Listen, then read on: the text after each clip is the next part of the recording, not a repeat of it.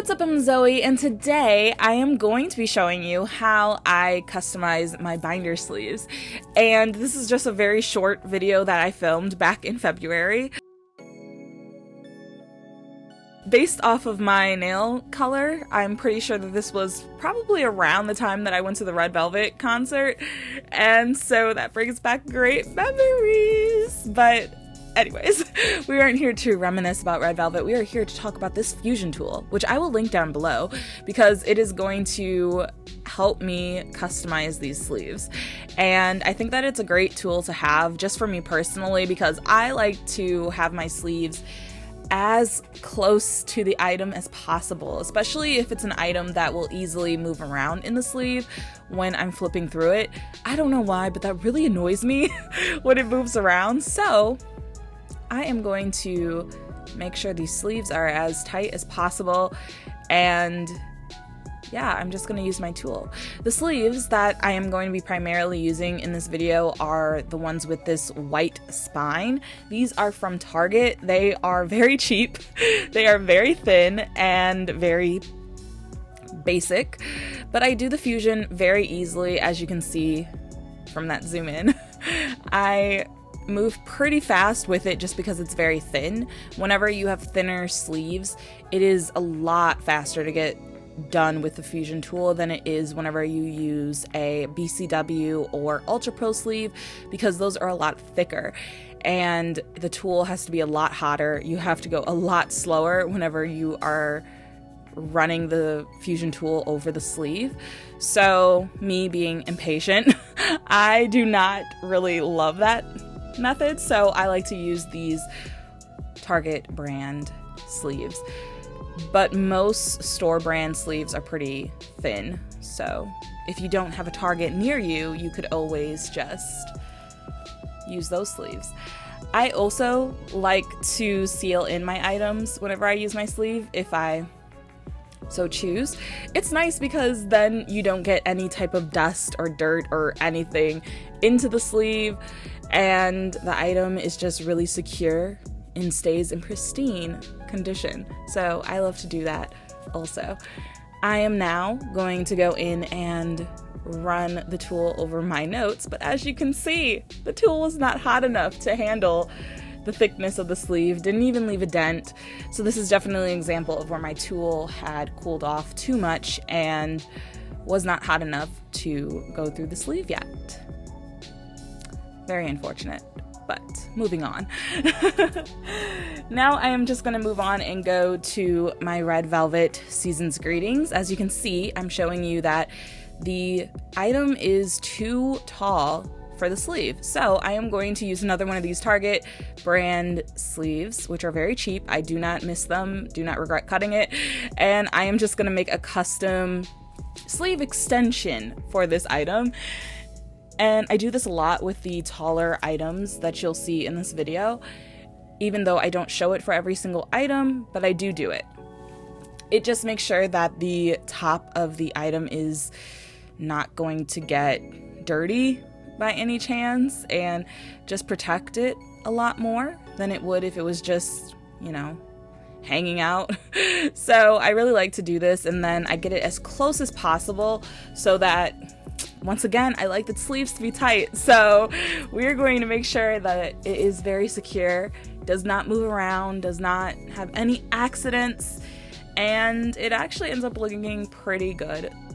Now I am going to be taking that same sleeve extension that I made and making another one, because I have more things from this Red Velvet Season's Greetings that I am going to put in my binder, so it's easy to just use that as a template for other sleeves, especially when you have items that are the same size. This really works out, and then it fits perfectly, and all I have to do is take my fusion tool over the sleeve a few times just to make sure the fusion sticks, and I'm good to go, and I can move on to the next item. Now I am revisiting these notes, and as I said before, the sleeves are a lot thicker for the notes, so I have to run over it a few times and make sure that my tool is extra hot and make sure that it actually stuck. And once I confirm that it is secure, I can move on to the next sleeve, which is also going to be more notes. I should say that I am using a plastic ruler for this, but that's because I lost the ruler that came with the fusion tool. So I've just been using my plastic ruler, which is not smart because the plastic definitely melts when it's against the hot tool. But you know what? It's okay. It's okay. We're surviving. We're doing what we can with what we got.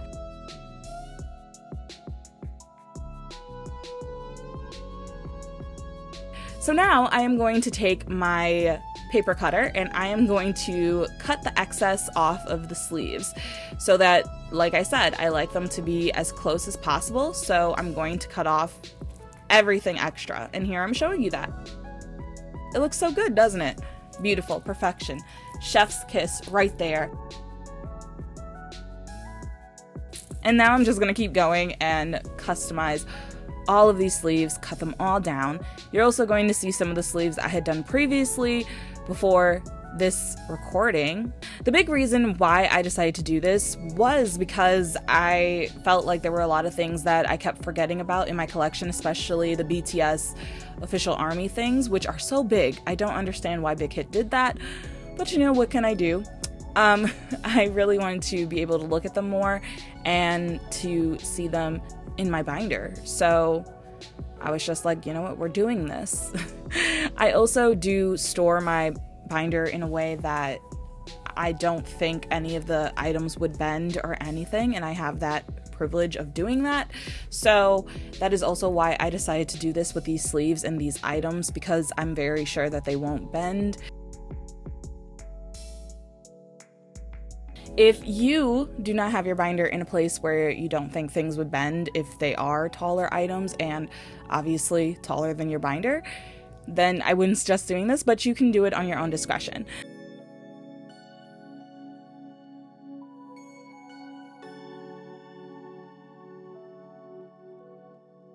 Now here you're going to see me marking off the punch holes, and this is because I want to make it so the sleeve will, how do I describe this?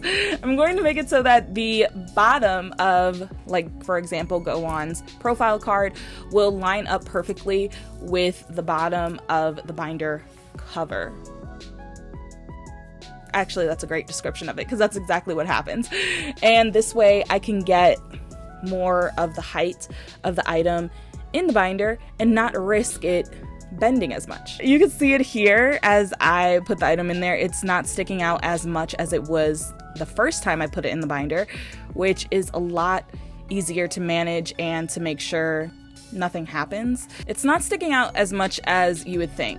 And that was a 2-inch Avery binder, and this is a 4-inch Avery binder. So there's a lot more give room in this one, which you will see when I start putting all of the items into the binder.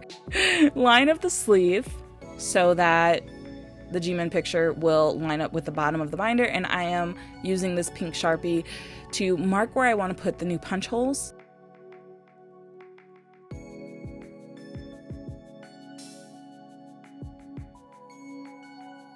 And now I am going to punch the holes in the sleeve for Jimin and for Yoongi. And then when I put them back in the binder, you will see that they are going to sit lower so that there is less risk of them bending from the top of the binder in comparison to what would happen if I left the holes in the position that are standard issue with the sleeve. I feel like this is very confusing. I don't think I'm explaining this very well. I think it's just easier to see it because you can kind of see what I did and just understand that I am adjusting it so that it won't bend, hopefully. And I've been having it like this, obviously, as you can see, the whole year. But that is my binder. That is how I fix my sleeves using my fusion tool. I don't do anything fancy. I keep it very basic. I really hope that you guys like this. I did my best with this voiceover. Give this video a thumbs up if you liked it. Comment if you have anything to say. Subscribe if you haven't already. Turn on the lights if you want to. And that is everything. Thank you so much for watching. Bye! Don't wanna put it on breath, hold tight. 해도 때까지도 계속해 all night. 용감한 기다려 너 잡을게.